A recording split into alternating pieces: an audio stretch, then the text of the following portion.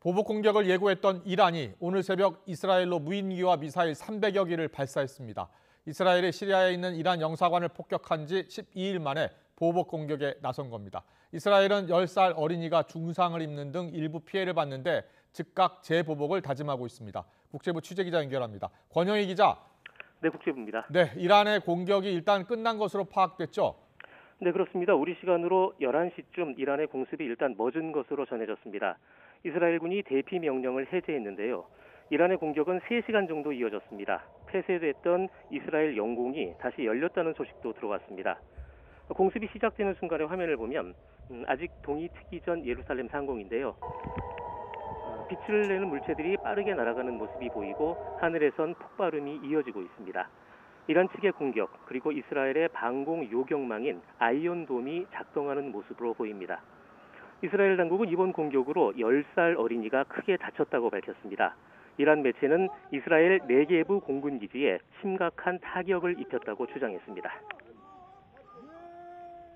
네, 이란이 발사한 미사일과 드론이 300여 발에 달한다는 소식이 들어왔죠. 이스라엘은 어떻게 반응하고 있습니까?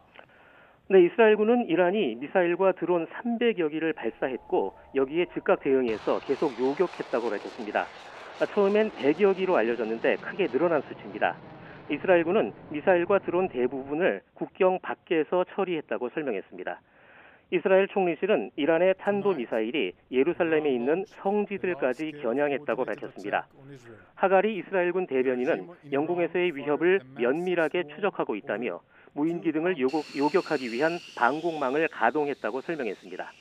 또 이스라엘은 이란의 공습 방어가 일단락되면 대응에 나설 것이라고 예고했습니다. 이스라엘 안보 내각은 이번 사태에 대한 대응을 전쟁 내각이 결정하도록 승인했습니다. 전쟁 내각은 베냐민 네타냐후 이스라엘 총리, 갈란드 국방장관, 메니 간츠 국가통합당 대표 등 3명으로 구성됩니다.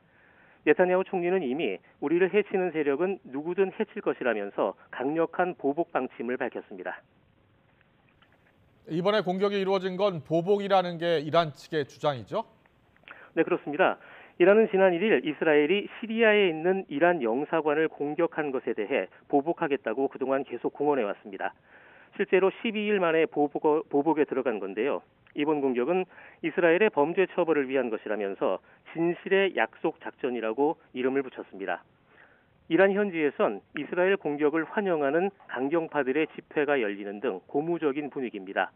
이번 공격에 앞서 이란은 호르무즈 해협에서 이스라엘이 운영하는 선박 에리즈호를 납포하기도 했습니다. 이스라엘군은 이번 납포를 테러 행위로 규정하고 대가를 치를 것이라고 경고한 바 있습니다. 이스라엘은 이란의 직접 공격에 대비해 모든 군에 지상을 걸고 기존 가자지구 전쟁 외에 주변 국가들과의 확전을 대비해 왔습니다.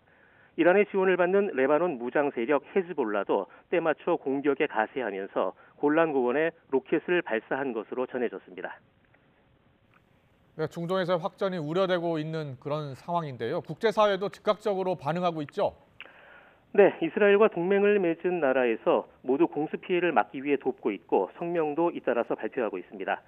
주말을 델라웨어주 별장에서 보내던 조 바이든 미국 대통령도 백악관으로 조기 복귀해 긴급 회의를 여는 등 상황을 주시하고 있습니다. 미국 국가안보회의는 성명을 통해 미국은 이스라엘 국민과 함께할 것이며 이란의 이런 위협에 맞서 이스라엘의 방어를 도울 것이라고 밝혔습니다. 바이든 대통령은 이스라엘 총리 네타냐후 측과 대화도 시작했습니다. 바이든 대통령은 미국은 이란에 대한 어떤 반격도 반대한다고 말한 것으로 전해졌습니다. 바이든 대통령은 또 주요 7개국 G7 정상회의도 소집해 대이란 외교 대응을 조율하겠다고 설명했습니다. 영국과 프랑스, EU 등 다른 서방 국가들도 잇따라 성명을 발표하며 이란을 규탄했습니다. 안토니우 구테레스 유엔 사무총장도 또 다른 중동 전쟁은 안 된다며 이란에 최대한 자제해 줄 것을 촉구했습니다. 유엔 안보리도 내일 긴급 회의를 소집하기로 했습니다. 이스라엘이 이란 공격을 받고 난 뒤 유엔 안보리에 긴급 회의를 요청한 데 따른 것입니다. 지금까지 국제부에서 전해드렸습니다.